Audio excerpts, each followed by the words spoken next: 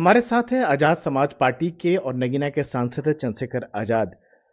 बसपा में जिस तरह से उथल-पुथल मची हुई है, क्या कहेंगे आप?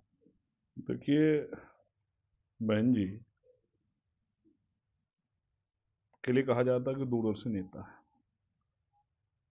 और आज के हालात में जहां एक तरफ वो शक्तियां जो बाबा साहब अम्बेडकर मान्यवर काशीराम साहब और अन्य जो महापुरुष हैं उनके आंदोलन को कुचलने का काम कर रही हैं, ऐसे समय पे उनका उसकी ओर उस तरफ ध्यान ना होना ये बड़ा चिंता का समय है।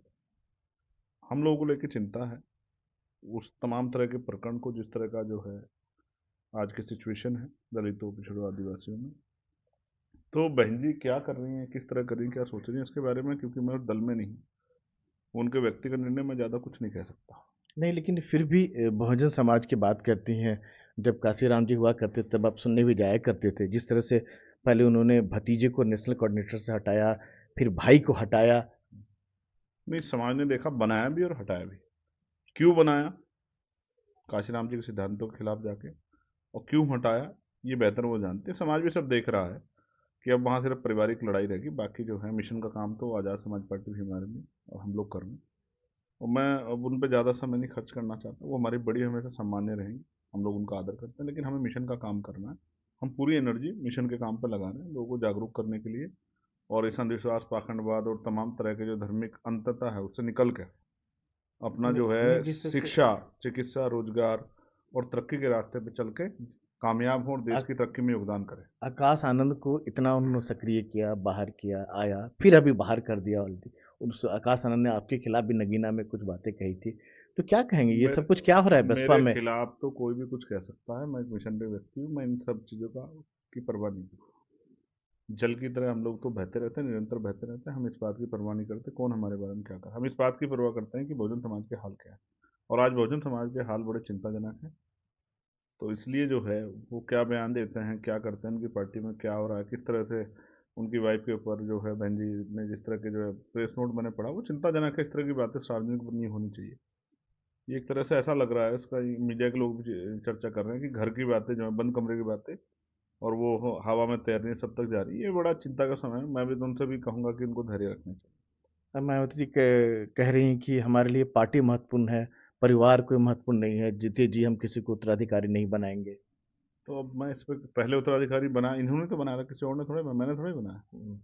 और पहले परिवार को साथ भी रखा, नेशनल कोऑर्डिनेटर भी बनाया, उत्तराधिकारी बनाया, तो आप ही ने बनाया। तो अब आप कह रहे हैं कि ये जरूरी नहीं है, तो ये तो आप ही बेहतर जानते होंगे कि आप क्या सोच, तब क्या सोचते थे, अब क्या सोच रही। मैं इस पर ज़्यादा कुछ नहीं कह सकता, उनका व्यक्तिगत निर्णय। मंजिल दीर्घायु इसकी मैं काम नहीं करता। लेकिन आप के लिए एक अनुभव भी है, ये कह सकते हैं कि अपॉर्चुनिटी भी है, क्योंकि जिस बेस को लेकर वो काम करते हैं, आपके भी काम करते हैं, और कई जगहों पर उत्तर प्रदेश में उपचुनाव जो हुए, बसपा को कम वोट मिला, असपा को ज़्यादा वोट मिला, आपकी पार्टी को ज़्यादा वोट देखिए, मिला। वो सिर्फ बहुजन समाज की नहीं, वो सर्व समाज की लड़ाई वो लड़ रही है, और हम बहुजन समाज की लड़ाई को लड़ रहे हैं, हक वंचित समाज। तो जो जैसी मेहनत करेगा उसको वैसा ही मिलेगा। समाज सब देख रहा है कि कौन क्या कर रहा है।